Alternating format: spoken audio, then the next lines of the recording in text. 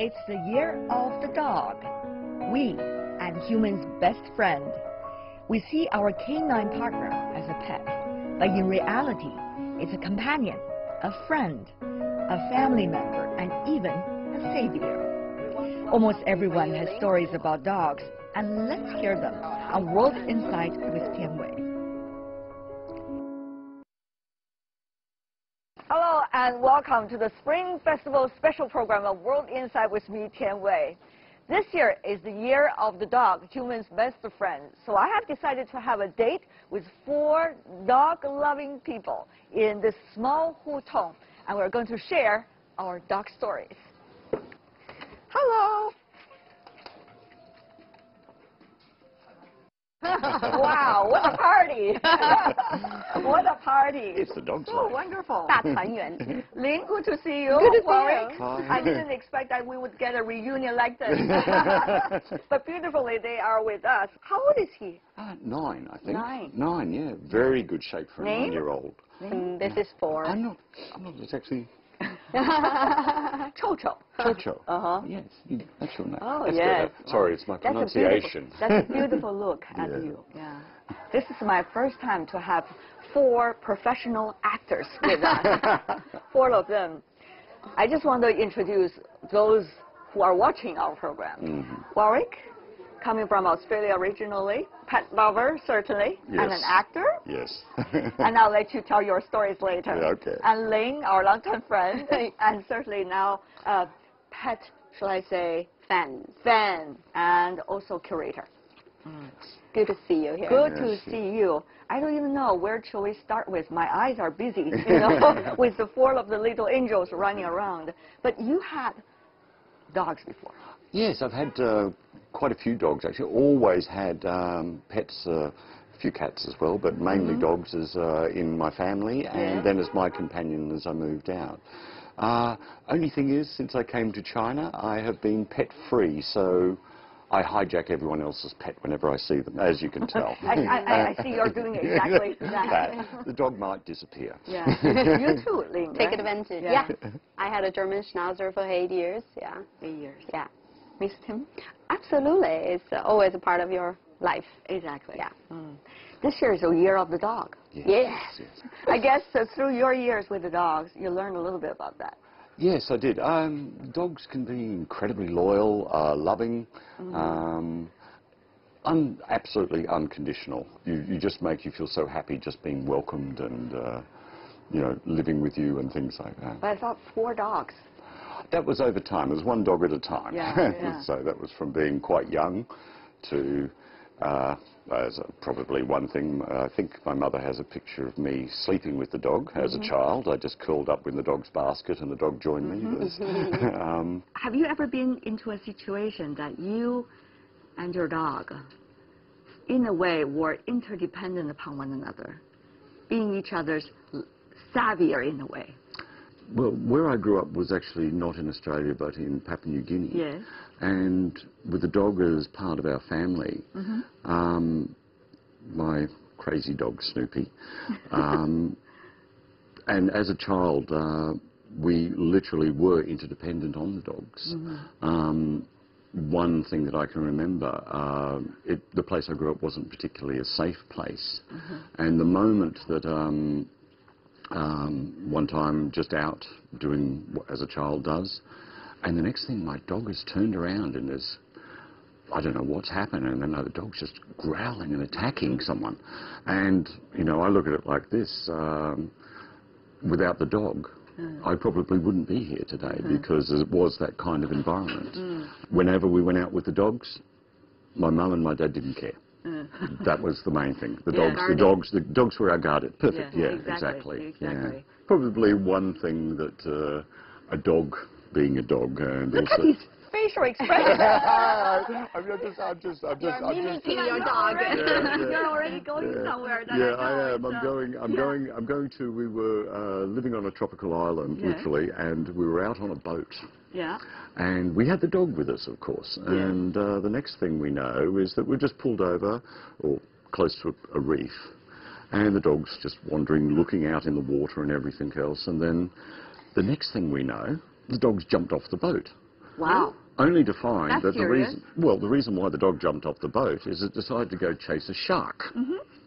Now, the biggest problem you have, High five. you are, the biggest problem you have with a dog splashing in the water is that it actually attracts more sharks. So the shark that it decided to chase does a very quick U-turn because the dog splashing is is about the same as an injured fish. And then the next thing we know is that we're trying to get to the dog before it becomes dinner. We do get this dog that's up into the boat, which still wants to go chasing the sharks. I wonder whether you are becoming the dinner or on your way out. Well, basically, if we're hanging out of the boat, we could have quite easily been, sort of, hi, my name's Stumpy. And then... And how did you communicate with the dog after that?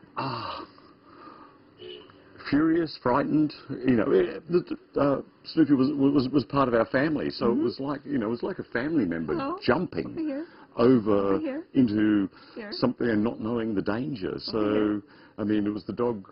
I don't know whether the dog wanted to bring the shark back for us or whether it just wanted to play or chase it. But I see. So we just wound up being in absolute and then the next thing, we got the dog in and it shaped itself and we're all wet from the dog and we're looking around and there's sharks just having a little snoop around us and we're just like, I think we'll get out of here now. That's quite an adventure. It was. But I guess your experience with your dog is full of those adventures of one nature or another. Yeah. That's how the emotions build up on one another, right? We don't just love them, we also hate them sometimes. Love is about love and hate relationships. The more you have it, the more mixed, the harder it's actually. Yeah. You can be away from them. Right? But maybe that's with human. But dog, I think maximum is annoying, but you never really hate them. Yeah. My dog is not like that. 8 years you had him. But I think he was more urban dog. So I actually meaning it's a very funny story because when we were in Stockholm, Stockholm, people know is sunglasses and being cool, and we went to the summer house. And we met so many country dogs, and they were like, oh, hello, hello, hello, and we're all shouting, yakking.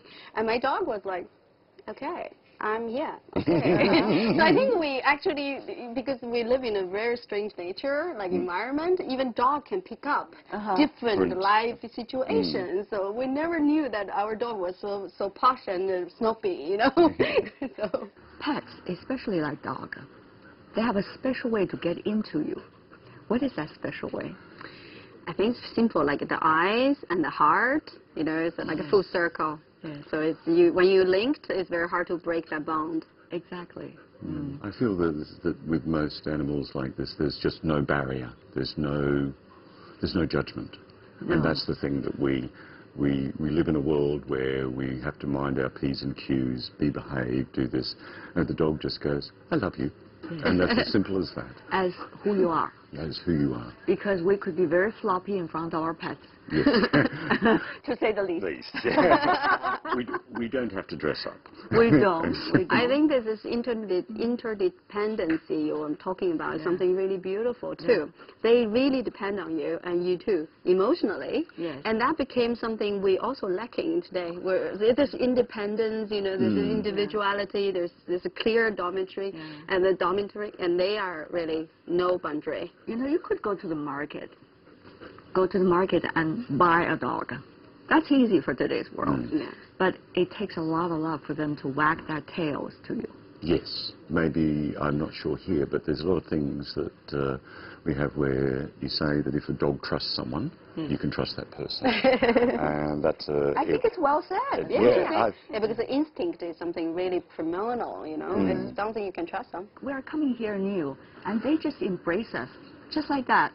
I think it's... they smell the intention, I think. It's really friendly. And this whole atmosphere you can feel is very harmonious. Yeah. Can we be as close to a dog as we can be to a human being? Absolutely. I think so. You think so? Yeah. Absolutely. I think literally the same. He is also nodding his head. Yeah, there we go. Yes, yes. We can or we can't. I think we can, because they are so intuitively connected to the so-called owner. I don't like the word, but because when they have their focus on you, there was really no boundary. So I think this kind of relationship is so unique that it's even hard to have it with human, because human, we have this own persona, ego, agenda. It's almost impossible to have this whole boundless communication, even with your loved ones, you know, because you all have this different social conditions, ideas. Unconditional love that we desire.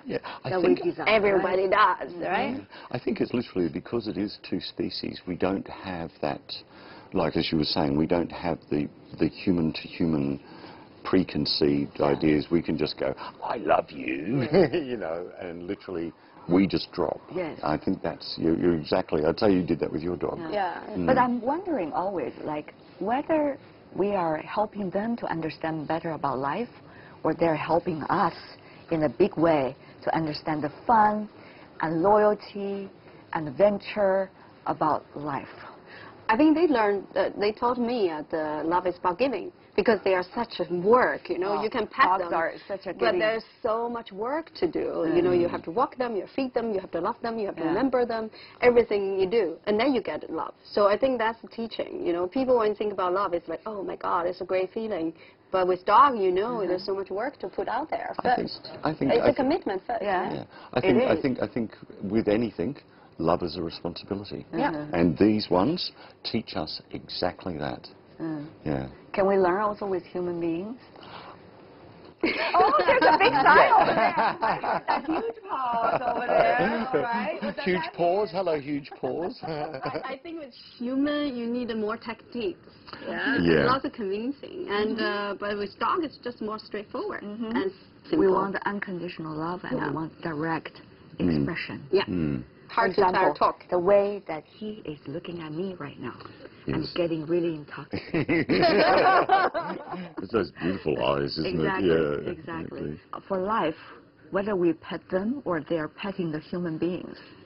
As we said earlier, you know, whether we learn from them or they are really teaching us something. I think it's a two-way.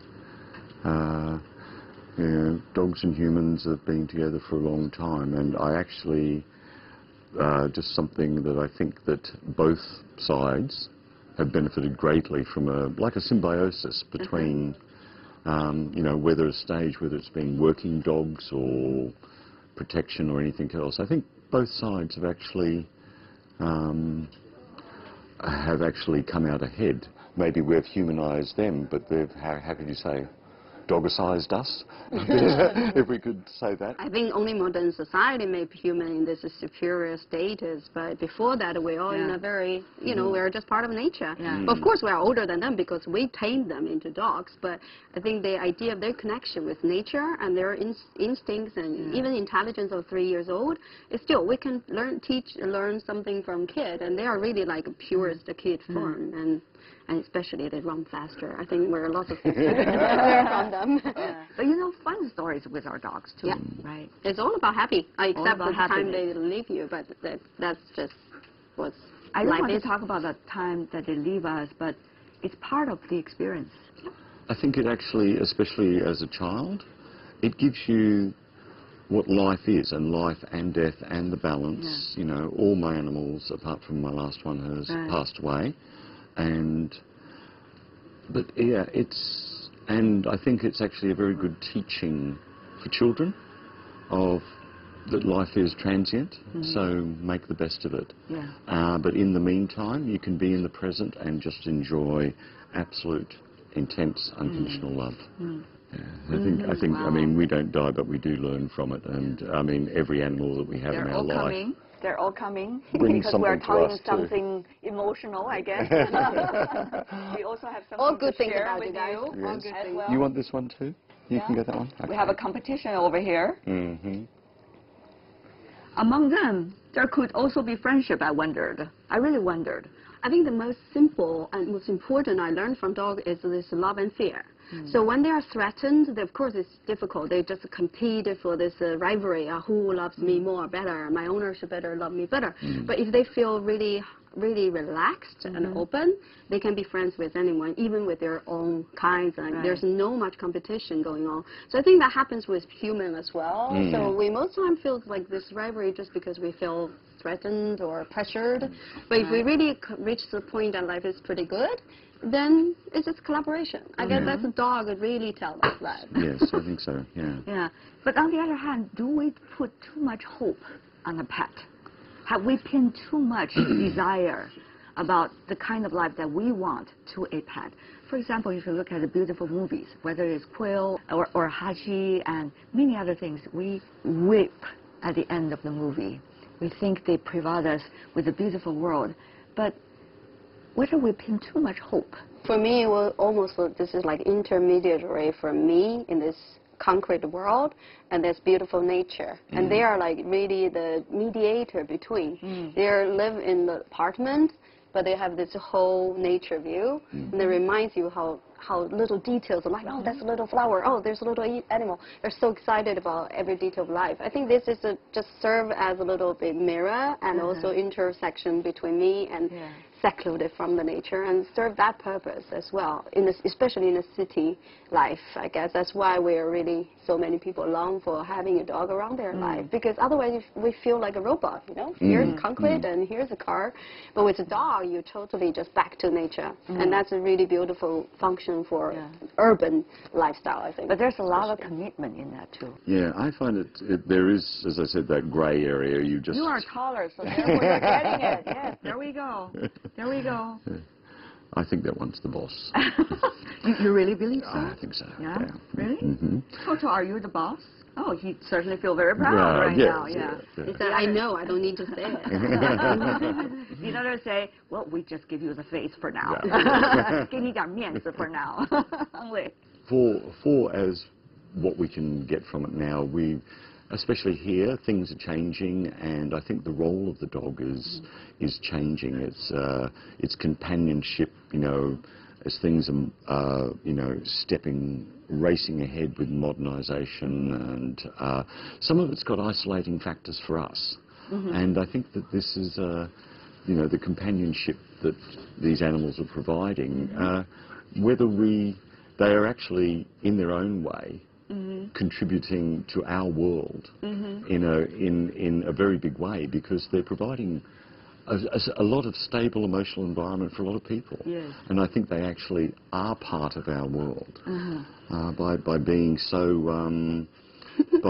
there, like I love you. It's something you said that just touched him together with the food. This is one of the most complicated show I've ever done. You know, besides I have two human beings to entertain, maybe the other way around. I have 4 other actors running around, but all cute in their own way that we could hardly get our eyes off. Yeah. So, Year of the Dog. Yeah. Any wish? Maybe keeping life as simple as the way a dog sees it. It's not going to happen, but it's a good thought. It is a great thought. It is a great thought. You? Same, like new year, new hope, but always the same. Lots of love, like just a dog, you know, simple, straightforward, unconditional, hopefully. We don't want to be pampered, but at the same time, we all want to give our love as well. Oh, yeah. That's a need. That's a need. That is the beautiful bond we have with dogs. You actually just hit a good point there. Not only do we get love, it's the love we need to give. Yes. And I think maybe it's a good idea for this year. Give more, yeah? It's a great idea for next year. Yeah, I think there we go. Give more. So Happy New Year. Happy New Year, the Thank Year of the you very Dog. much. Congratulations to a great show of love actors. We have more coming up. We have more friends coming over. Okay. They're going to share with us their stories of dog as well. So I'm really looking forward to it. For now, thank you so much, the two of you. Thank you. Enjoy more dog time. Look, they are looking for you.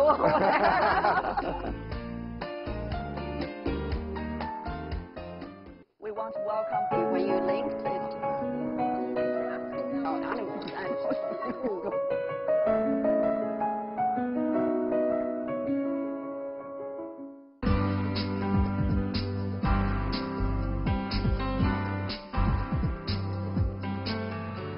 Dogs I love dogs. As in, anytime I see one, they make me smile. Yeah, I love dogs because they're friends of human beings. I think they're good company, and when you're a bit lazy over Chinese New Year. They're like your child. You know, when you get them, when they grow up, they need to learn everything like my daughter. Dog is an animal of luck in Chinese culture. Everyone loves it. I've also had a dog before. I think my daughter in Toronto, and she got 2 big dogs. Really love them. You know, every year when I go to visit her, and I love it. I love it. He's Spike, a guide dog for blind. He's 13 years old. That's about 90 years old for human beings. It will bark if there's some strange sound. It's very smart. All of my family love it, especially the kids. Well, I think it's going to be a barking success for China because I think China is getting pretty loud on the world stage. You know, China's not been quiet this year. They've not been so open about it, but with Belt and Road, I think there's a lot of dogs on the Belt and Road. Let's face it, everyone from Afghanistan to Pakistan's got a dog. So I think Year of the Dog is China's going out year.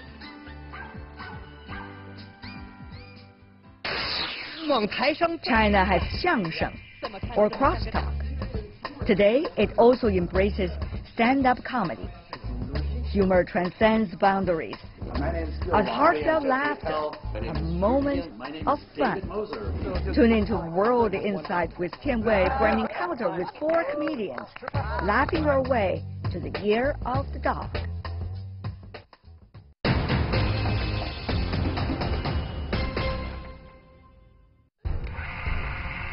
Tai Chi in Kung Fu movies, in real life, in legends, in competition. It's a form of martial arts that has become integral to Chinese people. It combines health, fitness, philosophy, and a way of life. Tune in to World Insight with me, Tian Wei, to learn about everything Tai Chi.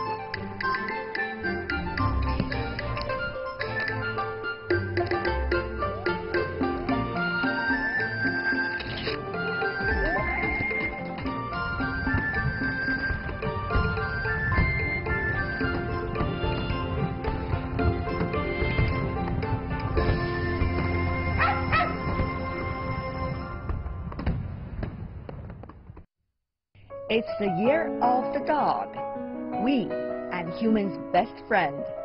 We see our canine partner as a pet, but in reality, it's a companion, a friend, a family member, and even a savior. Almost everyone has stories about dogs, and let's hear them on World Insight with Tian Wei.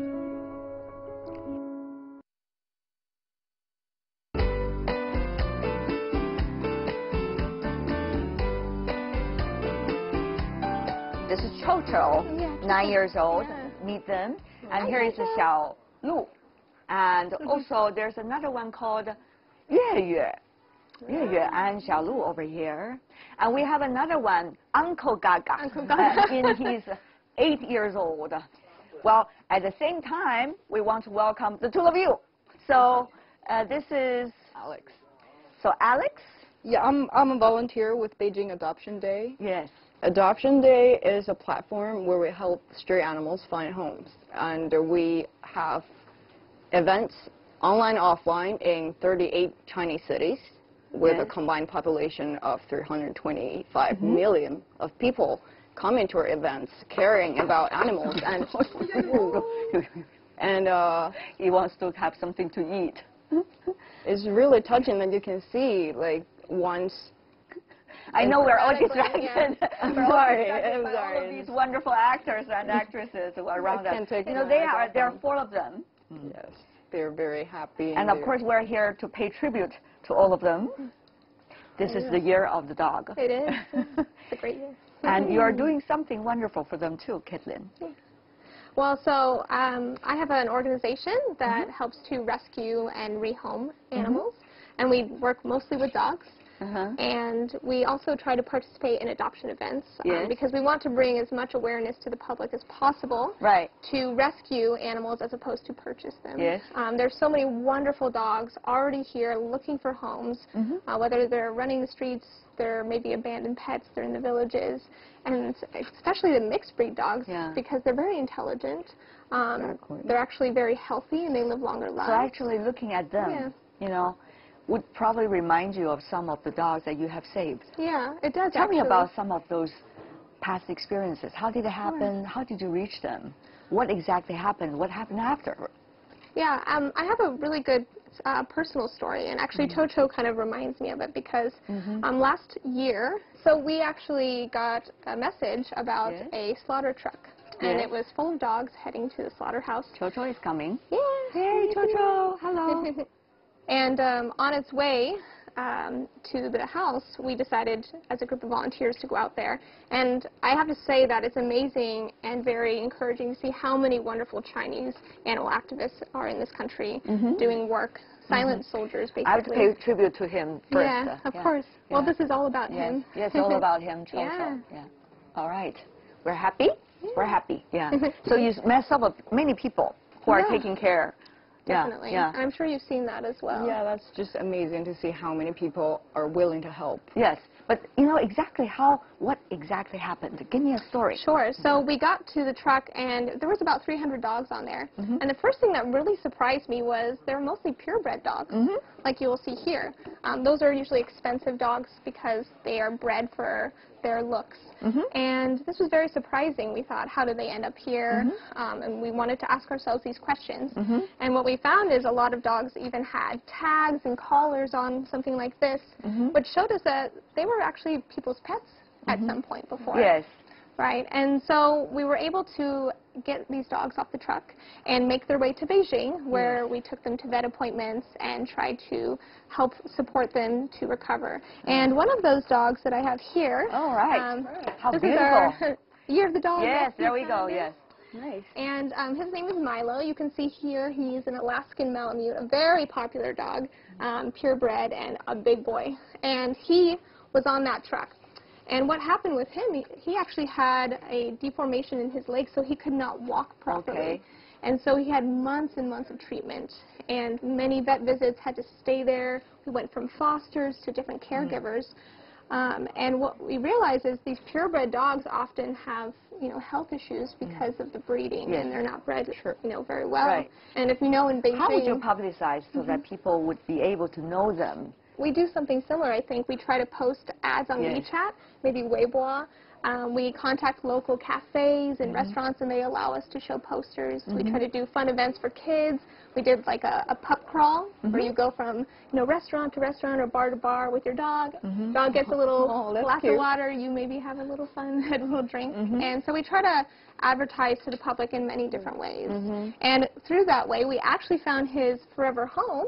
And he now lives out in Shunyi with a big sister his size and a big backyard. Right. But this is only the story of one dog. Yeah. Just think about many of the dogs you have helped to save. And how are they interacting with the family that has adopted them? Yeah, well, one thing we make sure is when we give someone a dog, we want to make sure that they're not only healthy, but that they have received enough training to where it's a safe environment and kind of connection between parent, child, and dog. And so we make sure that they're ready for a home. And we stay very involved. We check in 1 week after we bring the dog for adoption. We check in 1 month as well and visit the home and interact, go for a walk together. Make sure everyone feels happy, because we want to make sure the dog is happy, but also the family, so that it's, forever. But it takes some chemistry, right, Alex? As you may know, when it comes to adoption of a dog. So how does that chemistry happen? So, imagine this, like there are this kind of meat trucks everywhere in this country where people just kidnap, steal, and poison pets from people from countryside and the big cities, and then try to turn them into meat that's unsafe for the public to begin with. And then once after all this trauma, all this horrible experience, it's hard for those dogs to trust humans again. A lot of the dogs and cats we save are more grateful. They're very obedient. They just love humans for a reason that's beyond my understanding. Like if someone did that to me, yes, I don't know if I could. They're still coming back. Right. Very friendly to human beings, Yeah, even though they had heartbreaks. Exactly. You can see at our events, like those dogs are just let passersby to pet them and interact with people and even small children. So actually we have a lot to learn from them. Yes. Yeah, that's just amazing. The kind of trust that they throw onto the other party. And they persevere. And they persevere. Yes, exactly. definitely. I see already some water in your eyes in a way. I think about this. Well, yes, it every really time. reminds me. We had a dog named Lucy, and we rescued her, and she was fully blind. Oh. And when we first interacted her, I remember she would not lift her head. She wouldn't engage. She wouldn't acknowledge you. And the moment I took her from the vet to my home, within about 1 hour, she was wagging her tail. Oh. Wow. And it's just amazing to see, like, once she felt just a little bit of love, a little she's already compassion. showing her emotions back. Right. But you know, when you face this situation that on the one hand, there's so many people like us who have enormous love for pets, for dogs. But on the other hand, there are also those people who would trying to make a buck out of them. What do you make of these two very different kinds of human beings to you? What does that mean? I mean, I feel that it has a lot to do with your environment and how you were raised. So, I mean, your parents, your peers, the environment that you grow up in teaches you these kind of lifelong lessons. And if you're not exposed to love and compassion, you may not give that out. Yes. But I think by having animals around us, in this case dogs, they can quickly teach us this kind of lesson. Yeah, well, my point is that we need laws to prevent people from doing cruel things to animals. And that's just a must for the society, for a civilization. I know China's been trying to work harder on building a ecological civilization, and a great part of that is the coexistence between men and animals. So if you see someone treating their animals in a really terrible way, that is just wrong, and there should be a law code to prevent that from happening. Yeah. Right. Do we have now? Oh, the last legislation was in it was 2009. They put forth a bill, but it actually never made its way to legislation. So there actually is no law to prevent animal cruelty. Yeah, but you know, on the one hand, that we heard about these horrific stories. Right. But on the other hand, whether people wonder some stories are being overplayed, while at the same time, other stories are not being told. There are amazing stories on the positive side too. Like, we rescue dogs in horrible conditions, and they're reborn into beautiful angels, like these guys, being spoiled by their new parents, becoming the princesses and the princes. But you know, I also wonder, you know, when we become prince and princesses, is there a degree that we want to provide our love, or there has to be a degree that we know we love them, but we cannot express to that extent? There's actually a lot of information research about dogs' body language and the way they communicate and the way they learn that's coming out. And it just takes a second to go online and research, and you can really for example, what about the body language right now? This is an active one, and our Chocho, after a great lunch, is already quite tired. Yeah, having a rest. I think it's good for every pet owner to do their research and understand, because sometimes we get a pet and we just assume, oh, they're going to be exactly active and a runner like me, or they're going to sit on the couch with me and watch movies all day, right? They have this idea already implanted in their mind, but they're all individuals, right? And so it's good to prepare yourself and be ready for, you know, different situations and to work together. Definitely. Like, you just discovered that these four have different personalities, and each one of them show their own thoughts in a way, and that's how... How do you connect with them personally? With due respect, I have to learn what they like, what they dislike, and we'll learn in their way how to express love, caring. What is that way? For example, for dogs, you have to treat them like respect his space. For example, our princess just had an episode with me because I wanted to touch her, and she's like, no. And learn where's the boundary. Right. And do not offend them in a way. Do you yourself have a pet? Oh, I have 7 cats. 7 cats, no dogs? No, I have big dogs back in the States, and they're enormous dogs. Yeah. Do you miss them?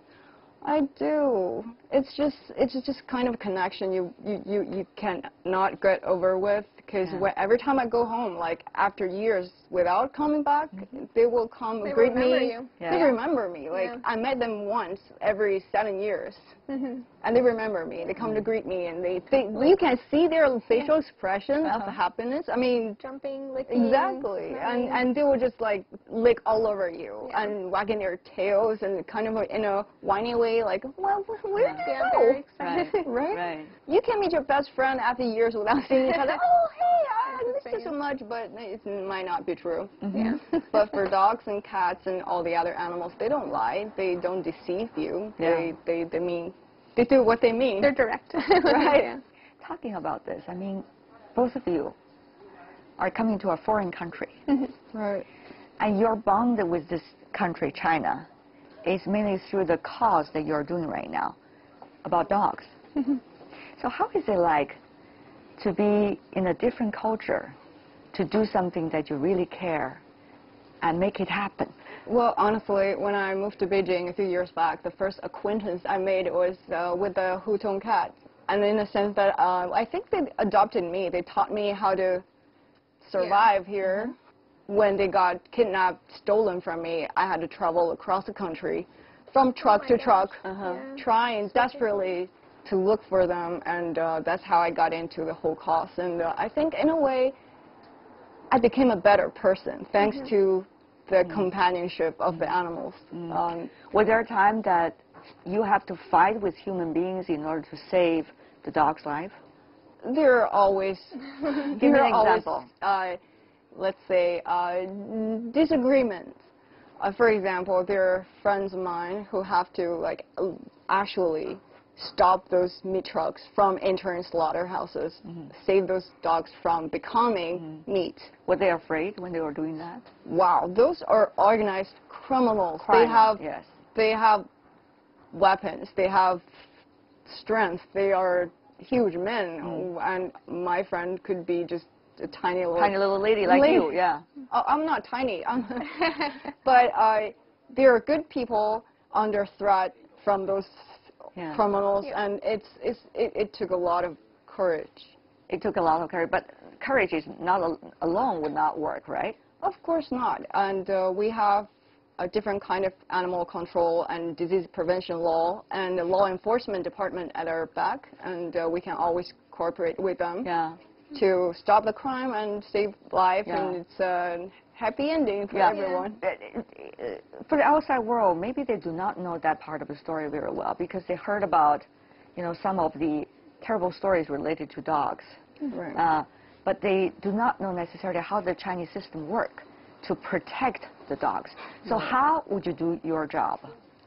Right. On my side of the story, like when dogs are rescued, they need to be placed in a shelter. They need to receive medical treatment. Right, exactly. And they need to go through a lot of training to get over the trauma they have suffered.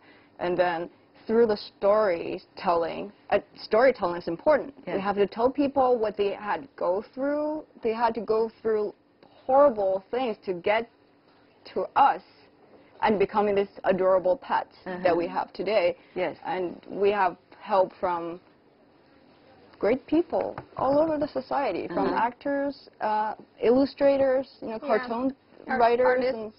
They do portraits of the animals. Yeah, they help us tell the stories of each and every of these rescues, and a lot of people are touched, and they would come to our shelters and want to adopt them. Yeah, it's a very lengthy, time-consuming, and it's very an emotionally draining process, actually, too, because we're part of the beginning all the way to the end, right? So it's a very long process, and I think it's important to shed light on that whole process so people see how much time and effort goes into that, but also as a way to understand we can avoid, all of these, situations and these obstacles for these dogs by making better laws and regulations, by, motivating people to vaccinate their dogs, to spay and neuter, to reduce the number of strays. I mean, all of these, every step of the way takes a lot of effort. Yeah. right? Chocho, is that right? Is that right, Chocho? Yeah. You had your nap already? Yeah, you had your nap already? And we give Chocho a little bit, okay? Just to be fair. Just to be fair. Not everyone has to be on the front line to fight crimes. You can make contribution in some other ways. For example, we have like a lot of collaboration with brands, businesses, where you donate your spare money, like save a cup of coffee, and then donate to help this. Exactly. Yeah. Yes, exactly. So you don't have to worry, oh, I don't have the capability or financial ability to do that. We hope. People always ask me, they're saying, oh, can you help me? You know, I found a dog and do this. But that person, I always say to you, like, you are someone, right? You are the someone. I was that someone at one point. And I just decided to take an extra step, you know? And everyone has that potential to do something. And we work with organizations, too, like Roundabout. You can donate your old blankets and your old pillows and old clothes, stuffed animals. And we send them to the shelter, right? Even if you don't have money to spend, there are so many things that you can do. Well, this year of the Year of the Dog. So certainly the dogs are going to receive a lot of attention. Do you have anything to share with them? Right. This is the Year of the Dog, and, well, a lot of businesses, brands, and operations have been focusing their branding and marketing strategy on dogs. And for us, we've planned a lot of great things. Just wait and see. We're going to collaborate with them to promote the dog as a companion, as a friend, and as a family member. And we encourage more people to just reach out to them and give them a home. And in a way, they save us. Caitlin? Yeah. We have a lot of exciting events coming up, and we just want to basically promote and spread awareness about dogs and how amazing they are, how to properly take care of them, and give them the support that they need. And we just want people to understand that they do so much for us, and this is Year of the Dog, so we really have to give that appreciation back and maybe put some laws into place and do some wonderful things. While you're saying that, they are paying attention from time to time. Certainly, we want to express our appreciation for all your wonderful work. Happy the Year of the Dog. Thank you so much. Thank you. Thank you. That is from us and them together. Have a great year, the Year of the Dog.